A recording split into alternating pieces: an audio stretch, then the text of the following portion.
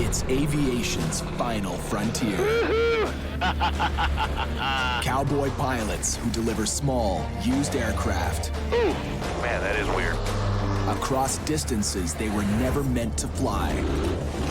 This is the most extreme type of flying you can do. Oh, there we go. Please pop on. This is the long one. If we have a problem, we're going down in the Amazon. Equipment breakdowns are the rule. We got an old junker airplane. Well, we got a major trim problem. Any flight can be a suicide mission. Every plane I fly in, I expect is trying to kill me. But as long as there's money and fuel to burn, they'll live to fly another day. Back on the ground, safe and sound.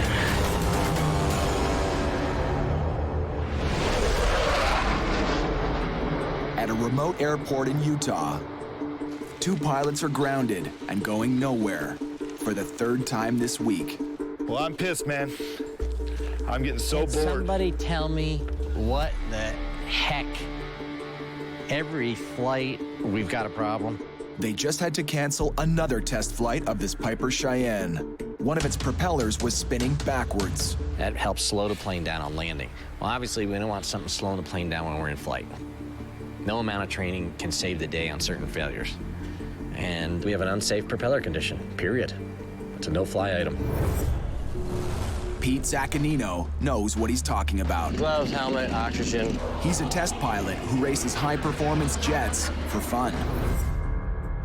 If he thinks it's unsafe to fly this old plane to the Philippines, then he and co-pilot Brad White have a big problem.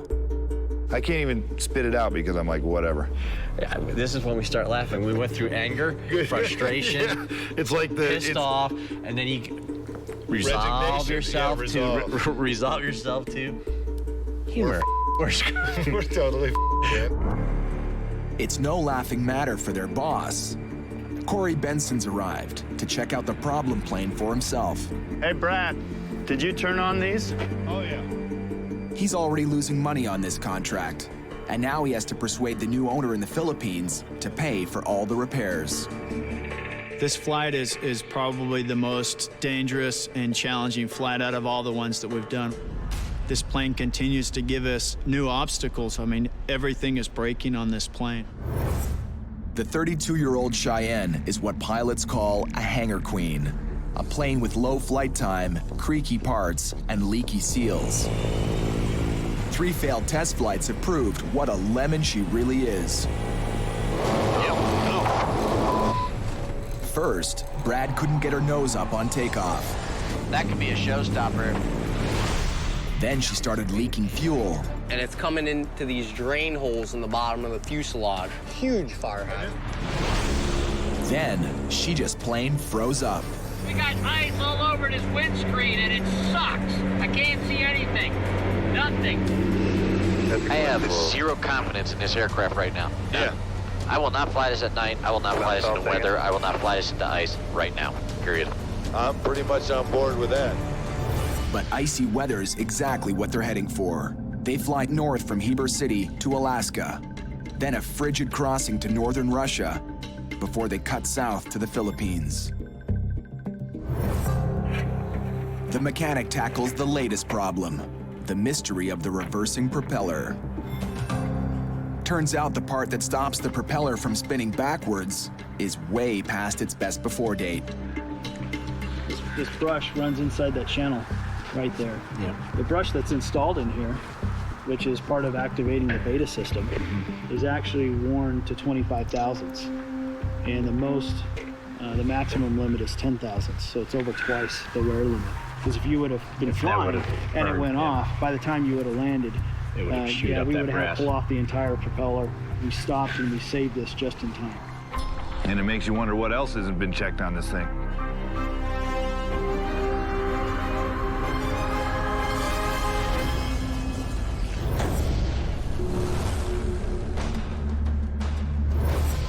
Across the Pacific, in Singapore, Corey has another plane to be delivered. Yeah, this place. A high-tech, high-performance Cirrus SR-22. There it is. The first plane in the world to wear its own life-saving device as standard equipment. If the engine fails, the pilot can fire off a rocket-propelled parachute.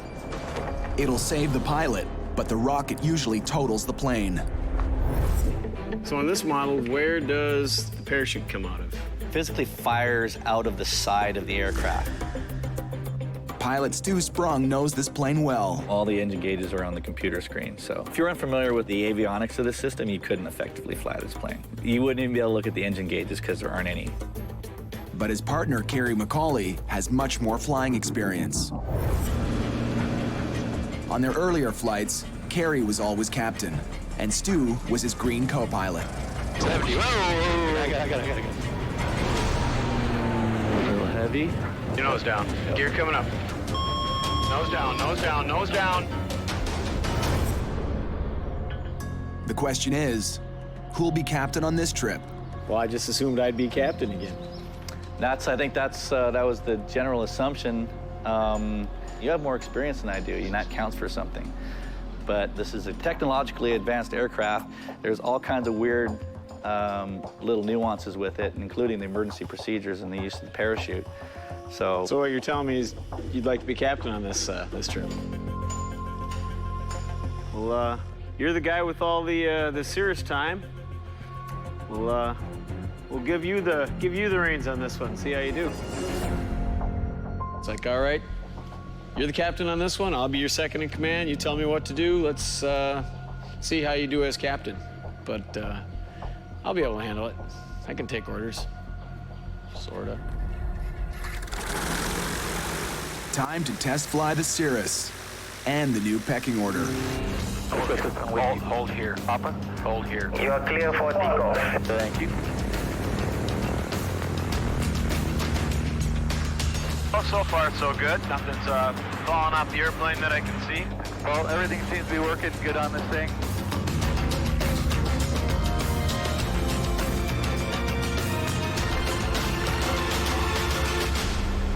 After 45 minutes of flying, air traffic control gets in touch. Papa Golf Tower. Doing the 160 Yankee ILS. Is that not what we're supposed to be doing? Turns around, cancel the approach. They're only allowed to fly for 1 hour.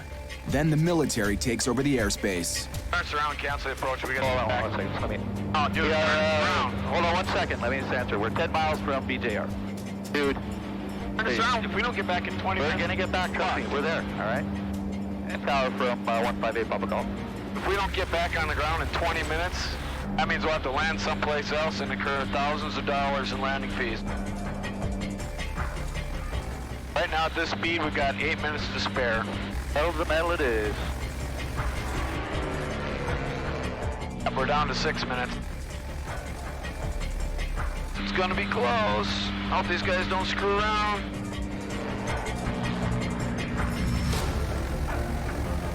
In sight. Approach 158 Papa Golf. We have the airport in sight.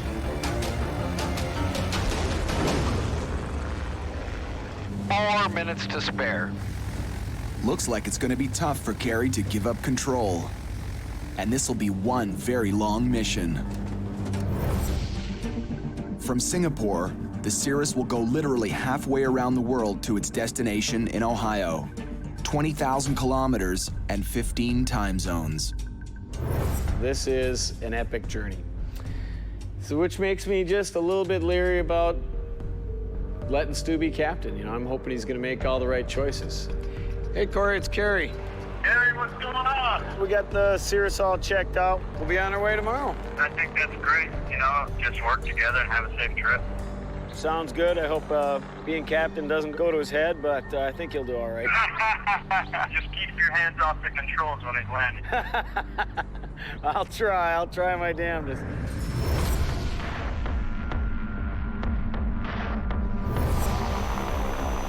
Back in Utah, Brad and Pete are finally taking off on their flight to the Philippines, giving the old Cheyenne one more chance to fly right.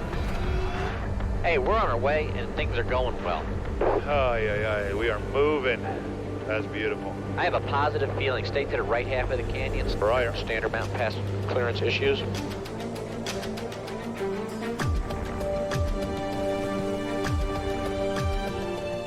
She seems to be running okay now. Little pat on the back, knuckle bump. Let's see if we can burn some miles here today. they'd better burn a whole lot of miles. Brad has another job as a contract pilot in Afghanistan, and he's due back there just 10 days from now. From Utah, they have to fly 2,200 kilometers today to get them up to Ketchikan, Alaska. Showing you 110. Okay, slowing. But on a pit stop for fuel in Washington State, bad news finds Pete. Yeah, Pete. Hey, John, what'd you find when you got there? His brother tells him a blizzard just hit his home in New Jersey. One of your telephone poles was just smashed everywhere. The power, the wires are strung between tree to tree to tree to tree. There's live wires on the ground? Yeah, it was truly spectacular. Oh, that's great. I mean, worse than the hurricane that came up, way worse. Do you think I need to be there? I think it'd be a lot better if you were here than, out running around. And I know it's your job and all, but man, it's one of those situations where if you were home, it'd be a lot easier to deal with. It's a tough choice for Pete. If he deserts the mission, he'll leave both his boss and his co-pilot in the lurch. All right, I'll call you in a little bit. All right, man. All right, John. Thanks, man. Bye-bye.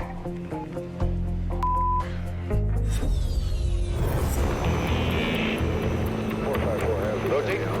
Positive. Gear selected up. Roger. The next day, Pete and Brad are leaving Washington State and heading due north to Ketchikan, Alaska. What are we about? 320, 330? 307. Thanks. But Pete's distracted. He's decided to keep moving in spite of his wrecked property back home. And that means his brother has to deal with the damage.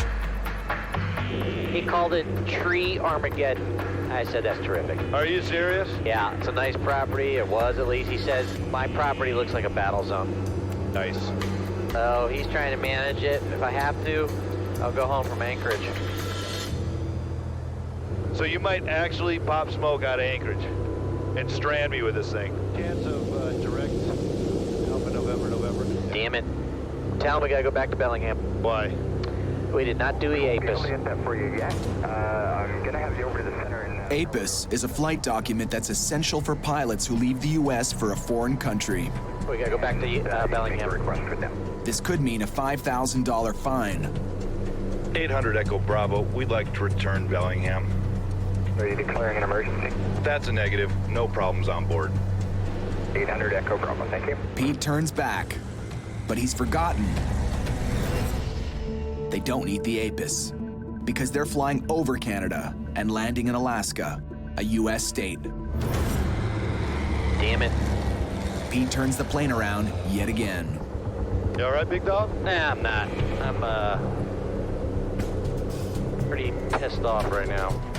By now, Brad's cluing in. Pete's off his game.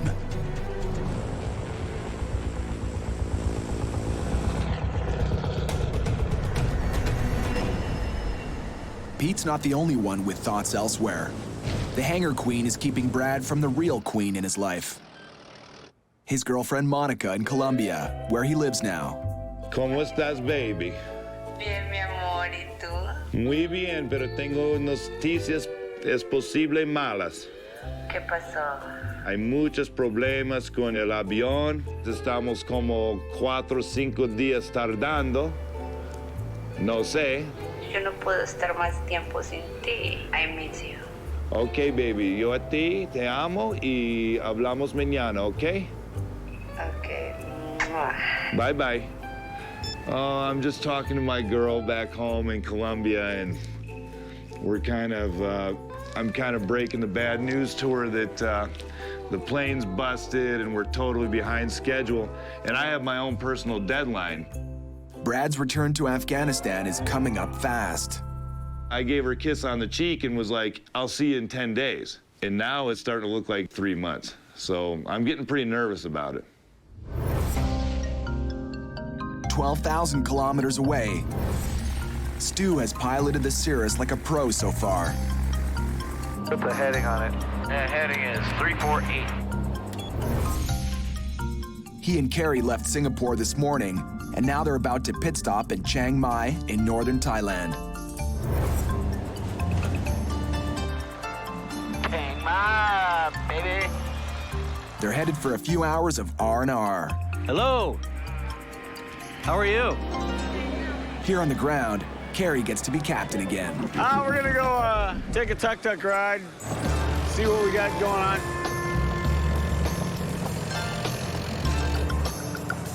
This is why I became a pilot, to go flying to places like this. This is so cool. This is awesome. Oh, that's cool. Oh, check this out. Are you kidding me right now? What the hell are you eating? Oh, so this is food. You're eating these critters. No, I'm good. What the? Yeah. What the? Are you kidding me? No. Nothing tastier than the guts of a giant water bug. $100, Stu. $100. Yeah. I'll pass. A lot of protein. Peanut butter has a lot of protein too. I'm good. I give it a shot. It's really tiny. Go like this, yeah? Oh la la! Very good. It's like eating an artichoke. Where's the mayonnaise? Thank you very much. But Boss Corey has a way of interrupting the fun. He calls them from 14 time zones away. Hello, this is Stu. How's the flight going so far? We had an excellent first leg today. Tomorrow we've got a major issue with trying to get the landing permission for your first stop in India.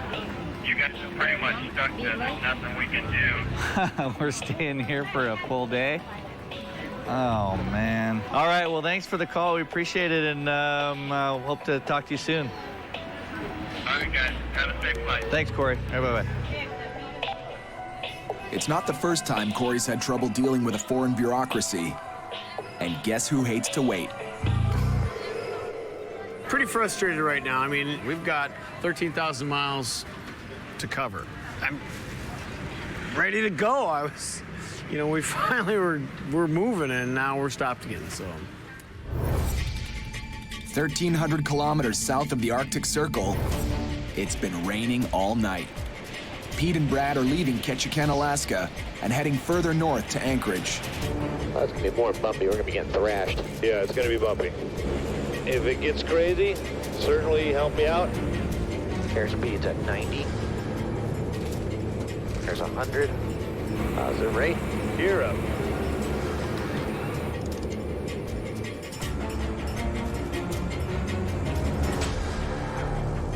The Hangar Queen is behaving. For 300 kilometers, all's well. Or so they think. I'm going to start down.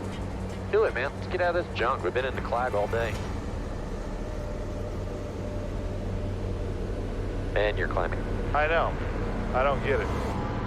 Brad tries to drop down, but the plane drives up. The autopilot's off, and the yaw damper's off. Yeah, I just kicked it off. Roll your trim for me, will you? Trim locks in a set of small flaps on the tail that make the plane climb or descend. Nothing.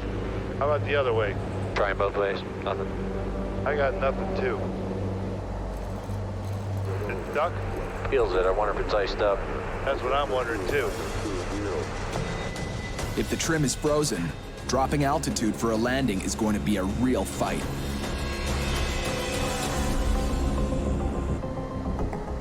I'm trying to think if there's anything on there, if I'm doing something goofy that's blocking that trim. Let me find the trim breaker, too. Alrighty. There it is, and it's in. Is it in? Yeah. It's just stuck. They're only 20 minutes from Anchorage, and they have to land soon. That's fucked up, dude. So we potentially have our trim in op. Just like we did before. Even on their first test flight in Florida, the trim was iffy. Yeah, that trim is a little funky. Yes, it is. But the mechanic disagreed. I think that's normal. Yeah, I've never seen that before. Have you? The maintenance manual says it's good. You're airworthy. Now, Brad has to keep fighting the climbing Cheyenne. Yeah, what I need to do is sit and push on the stick. If I let go, it's going to pop up on it. You know what? It might be a smart move to pull this thing into a hangar, let it dry out overnight too, because I'll tell you what, I don't want to be flying this thing and having frozen windows and frozen trim, and we're just counting on it thawing out when we come down. No. That's dumb. Finally, Brad makes the plane descend enough to start their landing. Okay, I got the airport in sight. Roger. Cheyenne 0, Echo Bravo, clear visual approach, runway 32. And we got a crosswind of 70 degrees at 15, gusts at 22, and the runway is icy. Bravo, when able, reduce speed to 170. Okay, runway's in sight, lined up. You can call my speeds for me? Yep, 120. I can see the trees whipping, so just hang on there. Yep, 130. Okay, final flap. Selected, 120. 100. 95, 90. Boy, I can land a 747. You can. Nice job. The Cheyenne limps into the hangar yet again. That's a big puddle. Yeah, there's a lot of water, dude. They think the heavy rain from the storm in Ketchikan leaked into the plane and froze during the flight. I'm smiling about it, but I just can't believe there's another problem on this thing. Piece of We should probably leave that door open. It's late, let's get something to eat and make a plan and... all over it. Sound good? Yep. Cool. Later, at the local bush pilot bar. Hey guys, this is Pete. This is my old next door neighbor. How you doing? Ken. Nice to meet you guys. And this is Luke Hickerson. Brad grew up here in Anchorage. All right, to old friends and a few new friends. Yay! Away from family and friends, ferry pilots depend on each other, and breaks like this. Damn it. But then Pete gets bad news from boss Corey. Hey, you ready for this? They're saying they don't have the right paperwork for filing our flight plan into Russia. Who's in charge of that, Corey? Bureaucratic red tape is a constant hazard in the ferry flying biz. I don't need any more stress right now. I really don't. We've got the deadline of the plane. I've got my personal deadline. Pete's got his house destroyed. Our airplane is in horrible shape. It's just taking forever. Life on the road, not easy. 10,000 kilometers away, Stu and Kerry head to the airport. After a one-day delay in Thailand getting their paperwork sorted out, they made it all the way across India to Pakistan. It's kind of sometimes our only chance to get to see a whole country in the daylight, so we really soak it in. Yay! Today, they plan to fly across the Gulf of Oman to Al Fujairah in the United Arab Emirates. It's going to be kind of a risky flight because it's almost 700 miles and almost entirely over water. We have to steer clear of Iran's airspace, so even if something was to go wrong and over the water, we would really have to make a decision whether it was better to ditch in the water or go land in Iran. Heading is 216. Goodbye, Karachi and Pakistan. Stu is still captain of the high-tech Cirrus. Karachi approach, November 158, Papa Golf with you, 7,000 feet, 700. 700, climbing. But he's lost his edge this morning. Seems Karachi has made a gut-wrenching impression on Stu. What did you eat last night that's killing you? Oh no, we tried some local Pakistan cuisine. That was really good, but it was definitely off the grid for me. Kind of paid for it all night and was hoping to get it kind of out of my system before we started flying, but right as we were getting ready to take off, I was like, oh my God, I need to get in that plane and get in the air, because if I don't, I ain't gonna make it. Over the Gulf of Oman, Stu has nowhere to go and nowhere to land, because now they're in the real danger zone. Iran's airspace is about 5 miles that way. Those guys aren't too friendly.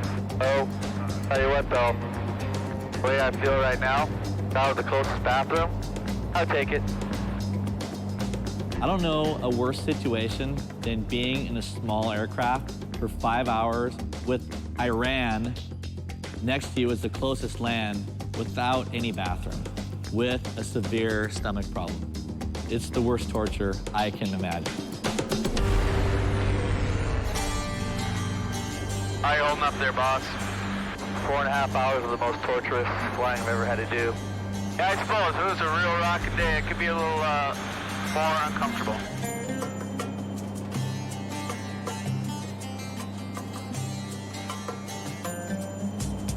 You're gonna have buns of steel by the end here. Got the clench going. Hang in there, my brother. Hang in there. If Stu could fire off the Cirrus parachute without wrecking the plane, he'd be bailing out right now. I needed to be in a hospital. I was having the most severe stomach sickness that I've ever had in my whole life. The new captain's in no condition to land the plane. So Kerry gets what he's been waiting for: control. Why don't you just sit back and enjoy the ride, Captain Stu? Hold your... I'm watching you. Hold your shit together. Stay really still.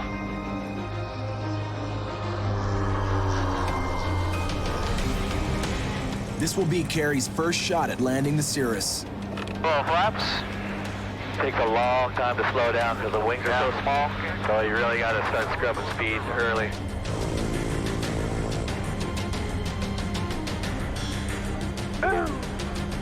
He comes in way too fast. Stu reaches for the throttle. I got it.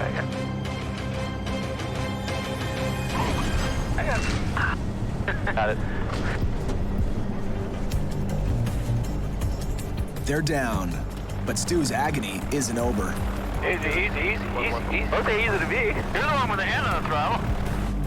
All right, and ladies and gentlemen, welcome to Alfred. Guess where Stu will be heading right now. And his troubles don't end at the airport. I hope the toilet is close to the bed. They're both 50. Oh, thank you so much. At the hotel, Stu finally crashes. Pakistan's revenge. Stay in touch. I'll give you a call later. And if you're not up to flying tomorrow, no big deal. We can chill here for a day or two, whatever it takes. Kerry may end up in the captain's seat on this trip, after all. All right. Well, get some rest. I'll talk to you later. If he gets sick enough that he needs to go to the hospital, it's possible that I'll have to continue the flight on my own. I mean, the plane can't wait forever. You know, this is a money-making operation for everybody involved. If he's down for the count, I'm gonna have to take it myself. I'm hurting. 10,000 kilometers northeast. The hangar queen, Cheyenne, has dried out overnight. Good thing, too, because she has to keep moving toward her final destination in the Philippines. But Brad's heart is no longer in this trip. Estamos acá en Alaska y ya salimos el norte de Alaska, pero estamos saliendo ya mismo. Te voy a extrañar muchísimo. Ah, yo a ti, baby. He wants to get home to see his girlfriend, Monica. But it's only 6 days now before he has to go back to Afghanistan. Dale un beso. Bye-bye. I can't let my wanting to go home to her push me to make a bad decision like, oh yeah, you know, if we get that much further, that gets me that much closer to home. I can't let that affect me. Gotta be smart. He's not the only one with thoughts elsewhere. Pete's still worrying about the fallen trees and hydro wires all over his property back home. I gotta say, I don't like it when the Pete's not on his A game. Yeah, who does, right? I don't. It happens. Too many negative things going on. They both have to stay sharp on this leg. It'll take them to Nome, Alaska, over some of the most rugged, isolated country on the continent. That terrain there in a single-engine airplane, if you have an engine failure, the best thing to do is just pitch over and get it over with. Not me. I fight for everything. Do ya? Yep. There's always a chance. Never know. Fight for your marriage? Whoa! You didn't go there. I'm sorry, Pete. I'm sorry for slapping you down terribly. It's all right. I can manage it. Let's just add more stress to my life. The Cheyenne flies trouble-free for the first hour and a half. But that doesn't last. Okay, so look at Look at what's happening. I'm watching it. You know what's happening? Yeah. You make that turn and yours takes off like a shot. And look, mine's barely moving. The plane's navigation systems have suddenly gone haywire. Right now, we're having massive problems with our gyros whenever we turn the airplane. I'm not sure how much we're turning. The bank has given us erroneous information, and I think we have a faulty computer. The instruments are doing goofy stuff, so we have to really be on our game. I'm hand flying right now, and we're gonna hand fly it all the way through these clouds. Flying visually could work, except they've just lost their windshield heater again. How come my side's fogging up? Because this plane is ghetto. This is exactly what happened to them on the first day of their trip. We got things freezing up. We got nuts and bolts freezing up. We got a windshield that won't defrost. I can't see anything. Nothing. Now, they're almost ready to land. They can't navigate by instrument, and they've almost lost visibility. I'm totally blind right now. That's terrific. I wonder if this is a dumb move to flip those wipers on. Dumb. Pete has nothing but an iced-up view of what's ahead. Look, you gonna be able to see anything, dude? Only his instinct and experience will get them out of this one. And full flaps, please. Speed checks selected. Moving. Thank you. Final checks complete. No landing clearance required. Roger. Give me a 500 per call, the minimums. Roger. 800 Echo Bravo, say again, sir. Short final.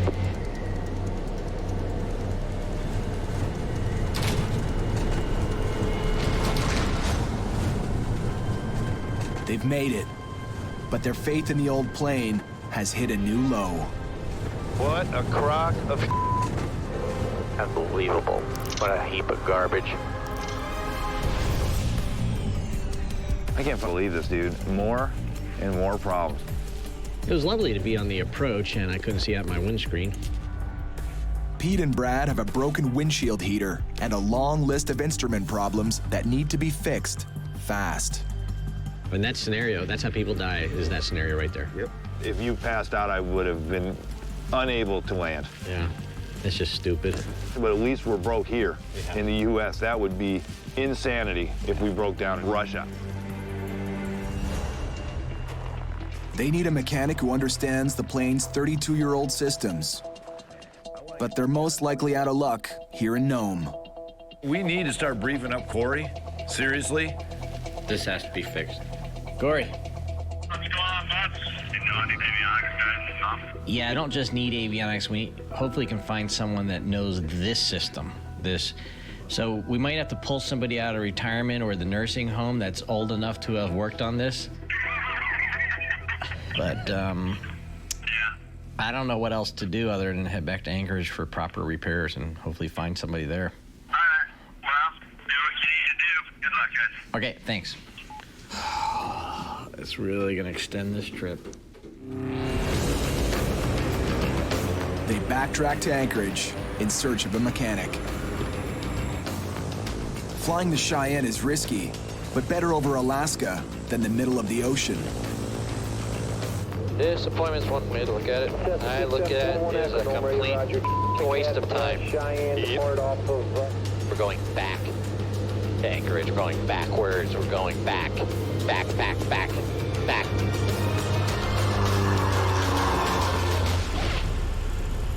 On the ground in Anchorage, the clock's running out, especially for Brad.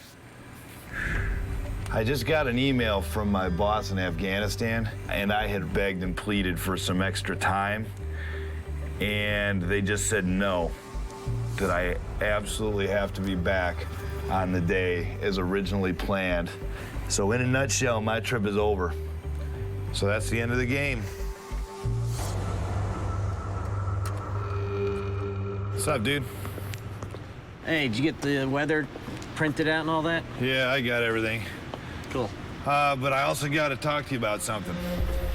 And I got an email from my boss. I asked for some more time because I knew this trip was jamming us up. I was told no way, and I got to pop smoke. That's really bad news. I know, I hate to do it to you, but there's really nothing I can do. Tell me it's after Russia. It's not after Russia. It's like I'm leaving tomorrow. This is gonna really, really, really suck.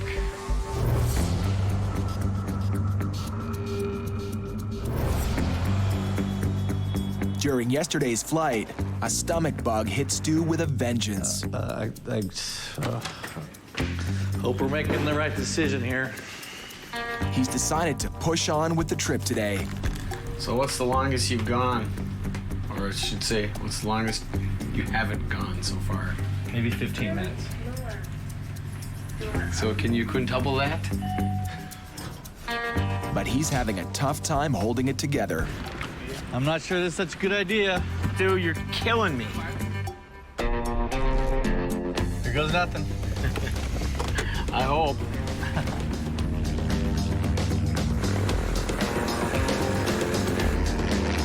Wow, look at that place. Jeez.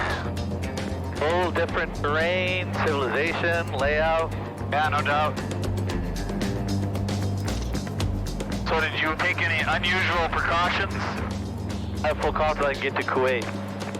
Buns of steel. Stu's feeling better today. Ready for the 13,000 kilometers they still have to fly to get them to Ohio. He's the man with the expertise on the high-tech Cirrus.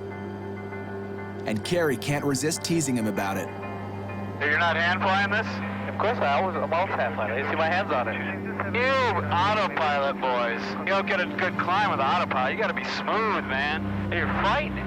Oh, I'm correcting it. Oh, whatever. Just like I had to correct your landing yesterday. Oh my God. Oh my God. They sail over the desert kingdoms like tourists. Wow, there it is. What is it, the world's tallest building? Oh, right there. Check that out. Unbelievable. But when they reach Kuwait, it's back to business. They buckle down for a 1,200-kilometer night flight across the desert to Jordan. Deserts usually promise clear skies, but not tonight. Here we are in the middle of the desert. What do we get? Freaking thunderstorm! This is the worst rain and weather we've had yet. I don't mind rain. I don't mind rain much at all. But lightning's bad. A direct lightning hit could fry the computer systems in the Cirrus, or even worse.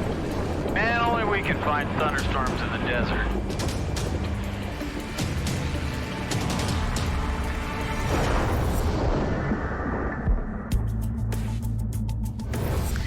Feliz para verte, mi amor. Muy contenta. Ay, ¿sabes qué? Tengo buenas noticias para ti. ¿Sí? Estoy saliendo a Alaska hoy y llego a Colombia mañana. No. Qué rico.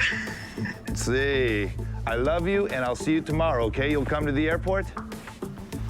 Okay. Bye-bye. Brad is heading home to Colombia, leaving Pete to deal with the delivery of the Cheyenne. I feel bad for bailing on Pete, and I'm not even going to really have any time to see her. I got to leave right away for Afghanistan, but that's the life of a pilot. Brad's managed to change the life of another pilot as well.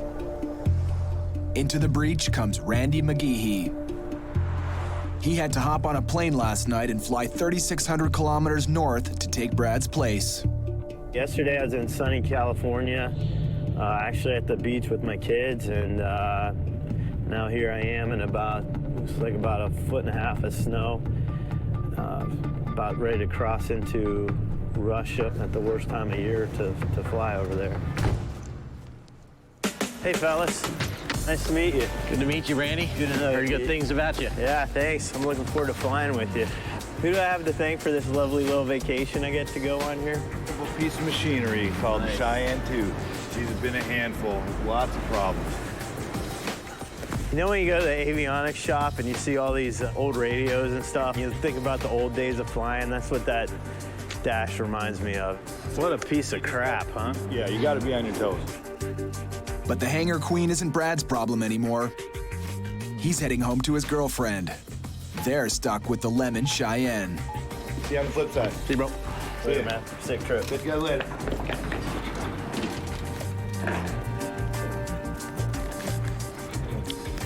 Glad that asshole's gone. Yeah, jeez, what a Thank God.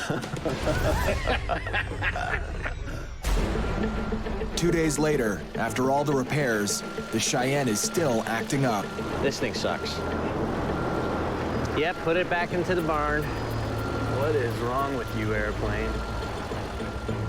Pete and Randy have just come back from a failed test flight. The plane's still not ready for the next leg into Russia. If this airplane were really in service, it should not have this many issues. I know. And on top of all of that, there's still a tree in the roof of my house. It's just great. While mechanics look under the hood, they plot the rest of their trip, but they get a nasty surprise. Listen to this. Nome's being evacuated for the storm. You're shitting me, man. I'm not kidding you. A massive storm has stopped everything cold. These things get named hurricanes down south and get a category. It's that magnitude. We have to have good weather for this plane, and we've got the storm of the century that we're dealing with instead. It looks like the storm will ground them for at least 2 days. And when it's over, their first airport in Russia will be closed. Military airport, it's not open on Saturdays or Sundays. Yep. You gotta be kidding me, man. Nope, I'm not. And so what we're looking at right now is we are dead in the water Thursday, Friday, Saturday, Sunday. Why am I here? Pete needs to go home to take care of his wrecked property. I gotta really think about getting on an airline and going south.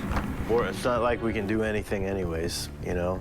Nope. Airplane's broke, weather's horrible. Weather's bad. Airport's closed. What are we gonna do? The Cheyenne is already 6 days late for delivery. Now Pete and Randy have to leave it behind while the storm of the century bears down on Alaska. This is the ferry flight from hell.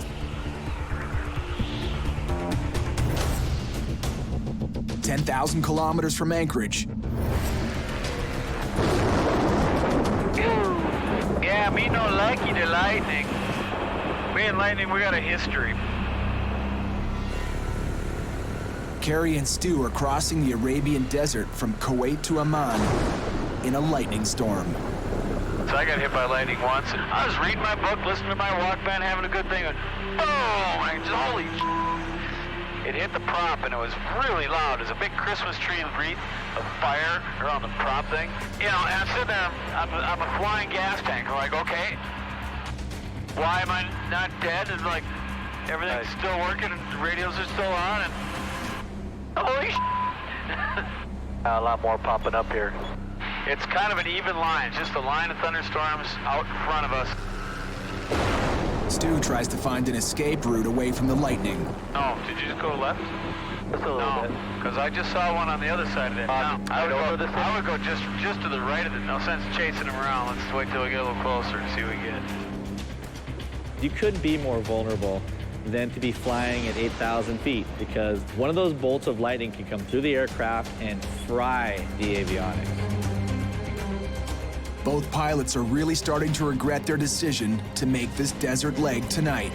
It's almost like someone's trying to tell us something. Hey, you dummies.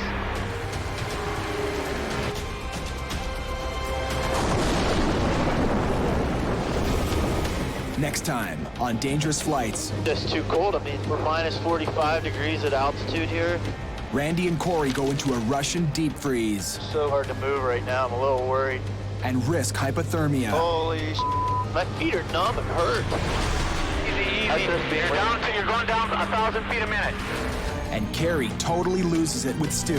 Level wings. Level off. Hey, yes, pull us up.